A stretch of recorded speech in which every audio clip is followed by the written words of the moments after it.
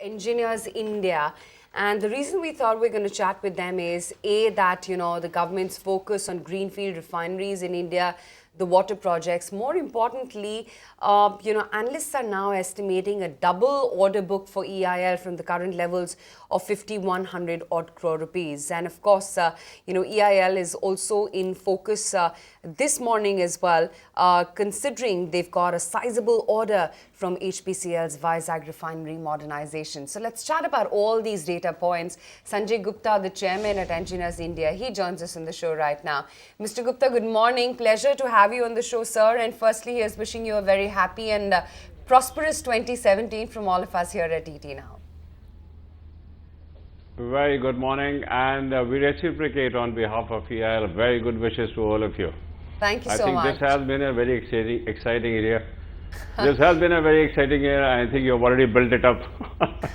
Yeah, sure. So let's build it on further then and give us some more details, because, analysts on the street are seeing a very improved visibility of the few mega orders like, the greenfield refineries and water projects leading to multiple expansions. When do you think all these would materialize? And tell us what kind of, orders are in the pipeline. What is it that you're expecting in terms of a pipeline for your orders?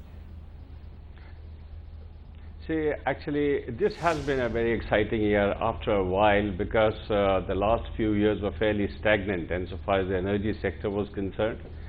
But I think this year we started something very nice with the Euro 6 or a BS6 projects, and the whole fleet of them from IOCL as well as for BPCL, and now of course for HPCL, including HMEL. So I think that was the project which set the trend, so to say.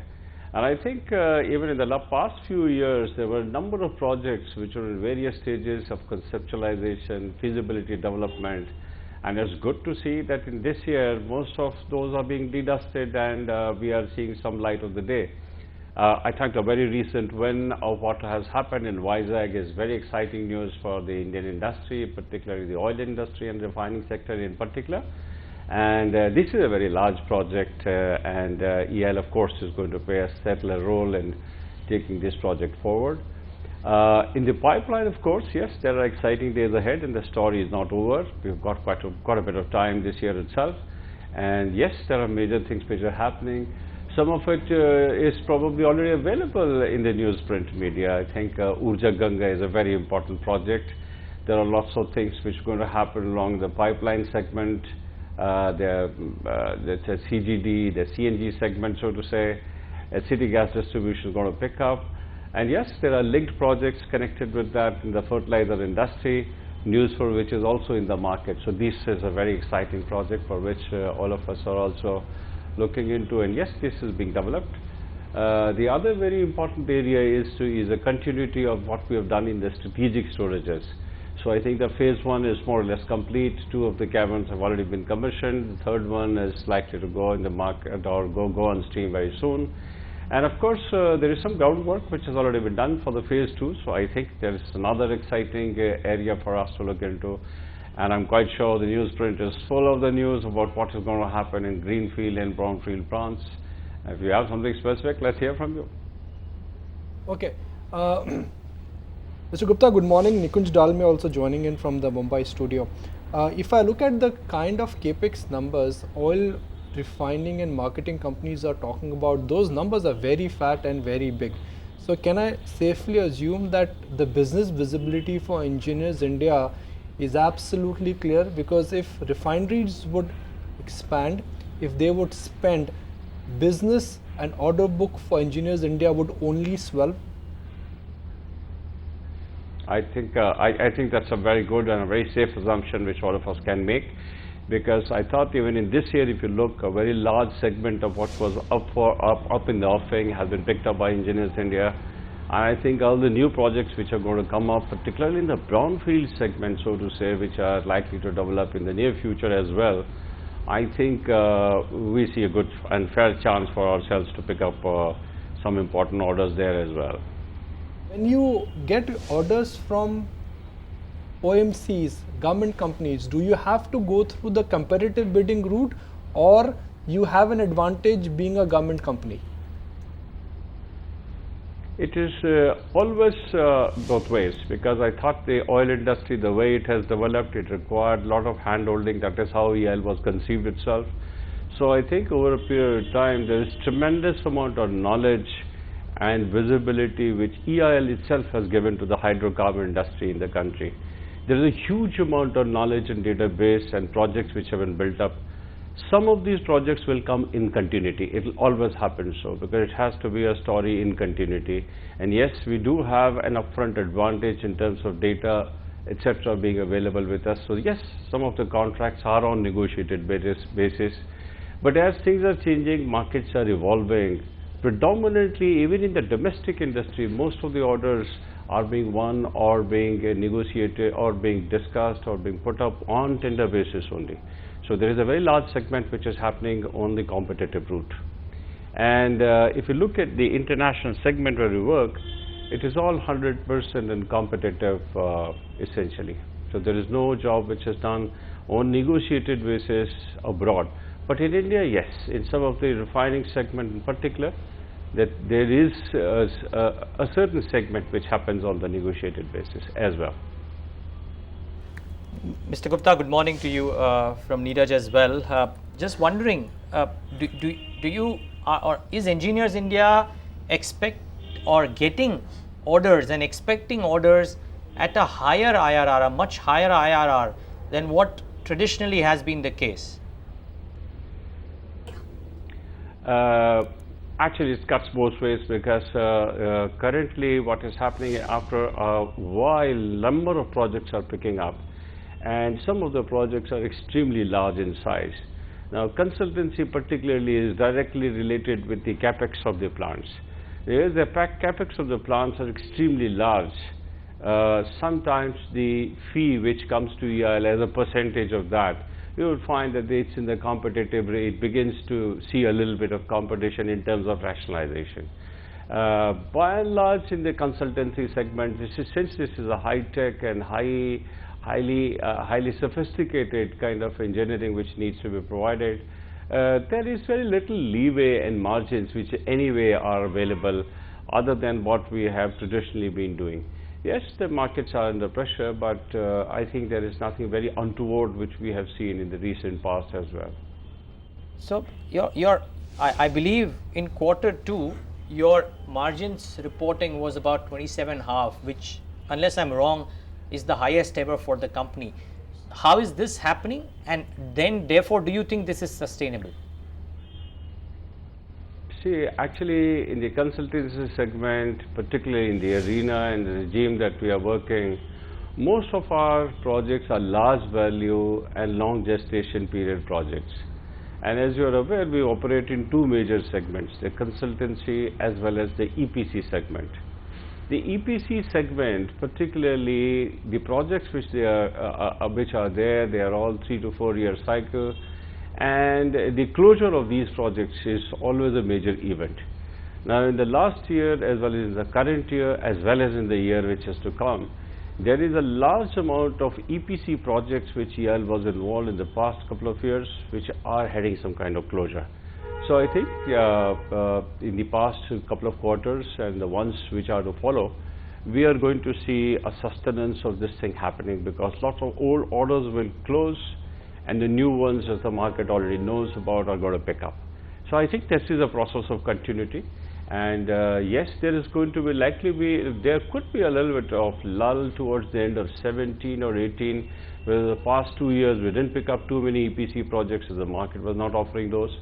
But I think by and large this trend generally sustains. It could be a bit here, a bit there, but there is always a case of some kind of closures taking place for large projects, which do bring some spurts at some point of time. And we saw something of that sort in the last quarter, where we did happen to close 1 or 2 EPC contracts, and there's a lot of groundwork for closure of a few more in the times to come.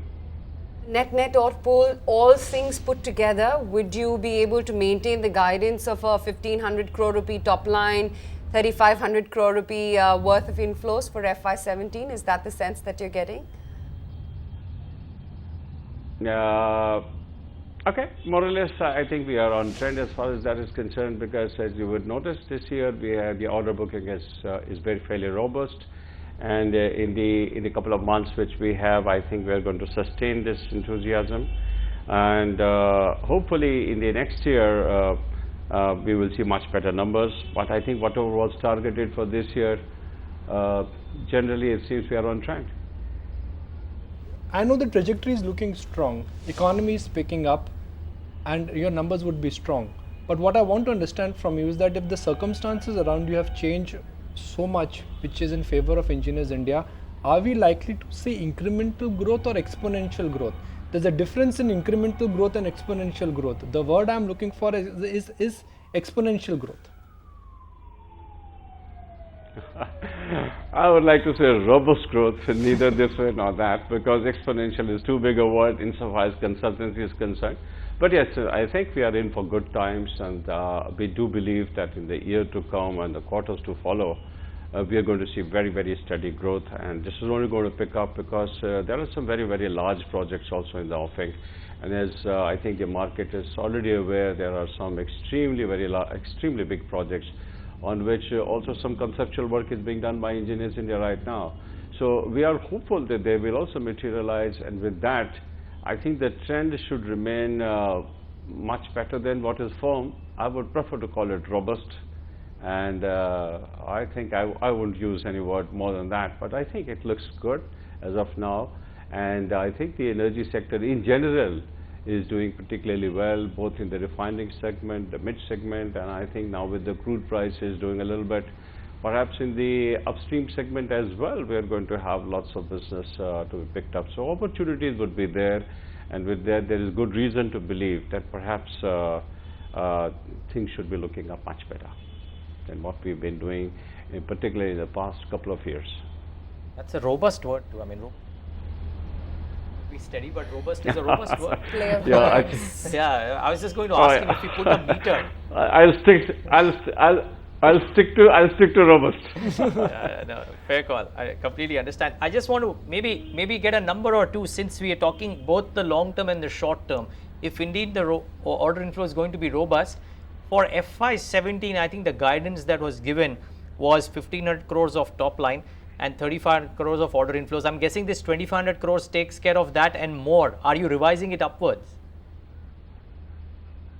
No, not as yet, because you see, while the orders book in, and I think we are going to look at that number which you did mention about the turnover, but insofar as the other numbers are concerned, everything which happens in consultancy is a cycle, and there is a way that the turnover is going to come in. All these projects are 3 to 4 year long duration, and I think most of the time it's in the mid course, somewhere around the second year or so, that we begin to pick momentum on that. But I thought even last year, since the order book was pretty good, so it is going to show some results this year and in the quarters to follow. So I think the trend of whatever guidance we had set for ourselves as so far as this year is concerned, I think we are on track. Next year, I would say that yes, we are going to be in for some definitely better times than what we are right now. Dig the skeletons of the past. Your global business, your African business. Now, given what happened to oil prices, there was a bit of a challenge there, is what I've been told, and your international consultancy business, which was supposed to take off, hasn't taken off the way we thought, markets thought, largely because of oil prices. Now, has that business stabilized? Should we expect something from your global business? So as you're aware, we are doing an extremely important project in Nigeria. We're building perhaps one of the biggest refineries in the world, and I think there is another guidance or news which I can partially share with the markets, is that I think that refinery is not only going strong right now, but we are also working on a little bit of expansion to be done in that. That's one part. Along with that, last year itself, connected in the same African region for the same project, we have secured the job for doing the biggest subsea pipelines and the PMC work for that. That's a very, very important project for us. It opens up avenues for maybe 18 or so, where we could look at some petrochemical complexes there. But yes, I think the Middle East region, where we expected a lot of work to be done in the past few years, because of the oil prices, we did have a dip. So quite a bit of investment has been, I wouldn't say shelved, but it's been deferred for a while. And I think we are beginning to see some green shoots there as well, because the crude prices are settling down somewhere between the $50 to $60 region. I think people are getting used to this kind of bracket, and we do see that this particular area will also pick up in a while. Yes, it was this year's order booking for the overseas. We had set a target for ourselves for about 250 odd crores. We are on track insofar as that is concerned, but it is the kind of big refineries and major projects which the African segment has opened for us. I think it is setting a trend, and since the project is now taking shape, it is good news and augurs well for what might happen in the times to come, because with the crude prices stabilizing, I think things are going to pick up in the African subcontinent also in a big way, and we will probably look for our pie in that sector. Get some closing comments from you. My understanding is that there is a capital control in Nigeria, which means that you cannot remit dollars from Nigeria. So even if you do business with some African countries or Nigeria, what happens to your entire revenue? I mean, are you allowed to remit? Are they remitting you back in dollars? Yes, actually that is happening, because most of the project which we are doing is essentially with a private company. You might be knowing about it. This is a Dangote group, and we have had no such problem as the one which you mentioned, at least not so far. Okay, Mr. Gupta, great chatting with you. Thank you so much for taking the time out and speaking with us, and we hope 2017 turns out to be an exponential year, not just robust for you. Thank you very much. Thank you very much. Pleasure being with all of you. Thank you very much. Find us on Facebook at facebook.com/ETNow, and don't forget to click the like button. You can also follow us on Twitter at ETNowLive. To stay updated with all our programming, hit the subscribe button on our YouTube channel by logging on to youtube.com/user/ETNow.